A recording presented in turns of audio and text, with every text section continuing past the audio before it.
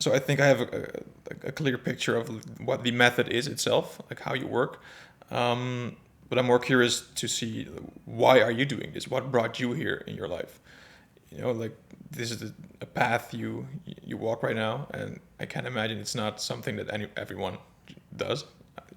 It's very rare. Right. How did you get here? Well, I guess it's just my life path.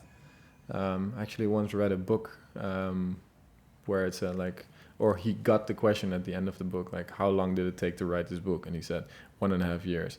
But in general, my whole life. So my whole life story adds up to where I am now and what I'm doing. And I guess my path in general started when I was 13 and I lost my sister in a car accident. And that trauma and the mourning, really got me on a different path. So I, at a fairly early age, I was busy with life and death, happiness. What is there after this life? And people like adults were telling me what to do and where to go and how to live life, while I saw to them like, you're not even happy. You don't seem even wise. So what are you talking about? And why am I not happy? So for years I was in this unhappy place, whilst I was doing so much research about death, life, spirituality, and all these things, because I wanted to know what happened and what am I feeling. In the meantime, when I was 16, I started to work out, and the working out was the first thing that helped me express the physical tension that I felt and express my emotion. And I wanted to know why. So I was wondering, why do I feel happier when I work out mentally, emotionally, and physically? I feel better.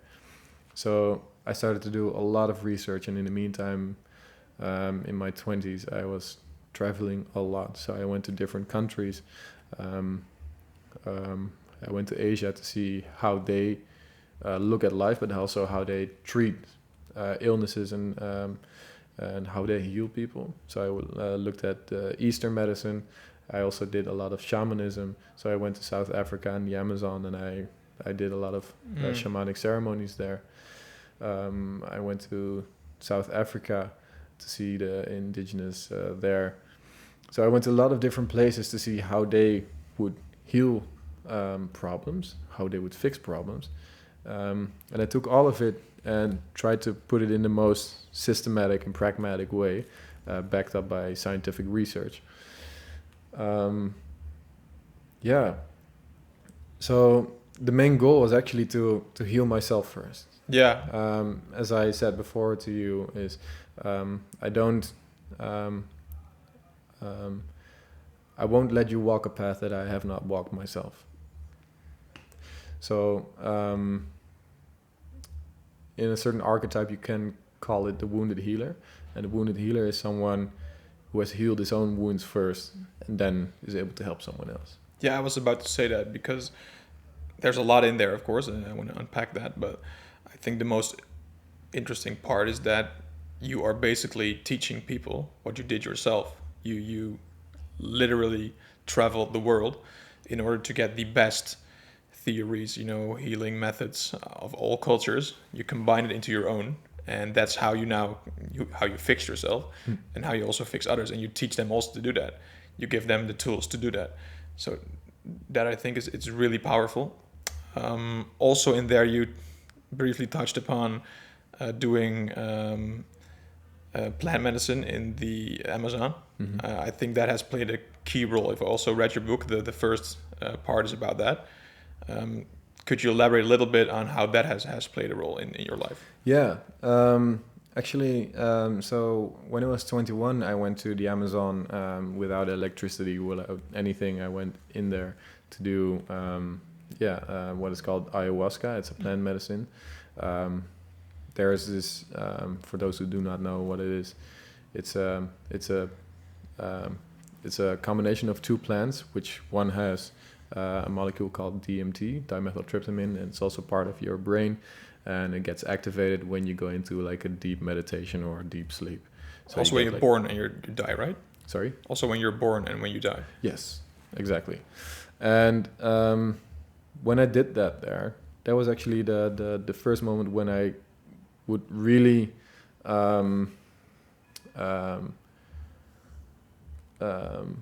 mourn and finish the mourning of the passing of my sister.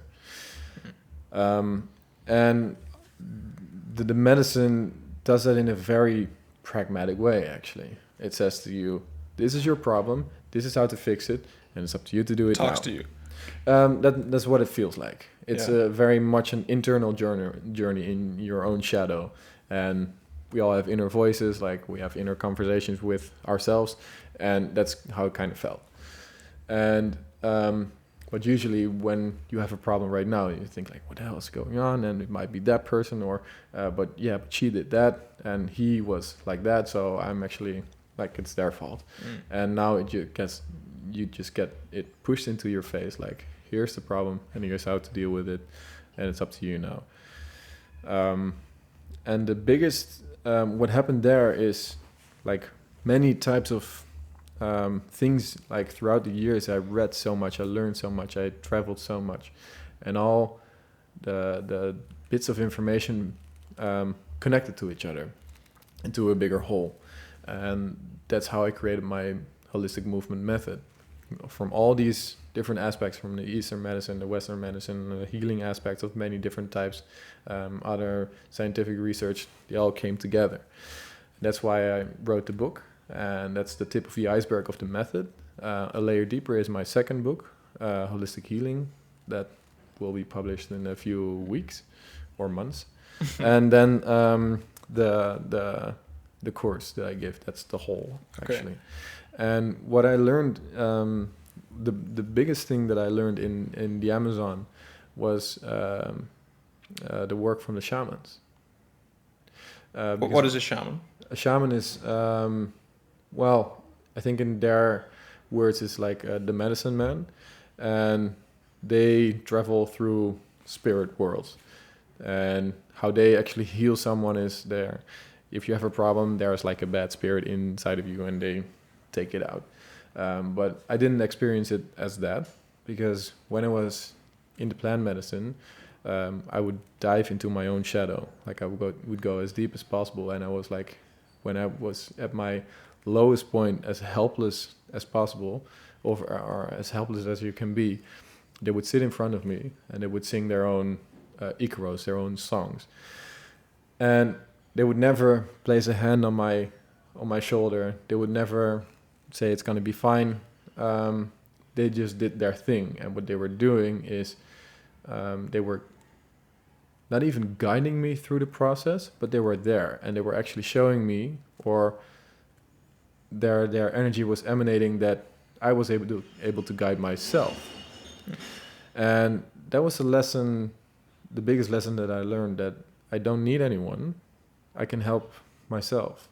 And that's actually what I'm doing with my clients. I'm not going to do it for you. I'm going to guide you through the process, but I'm especially going to let you guide yourself.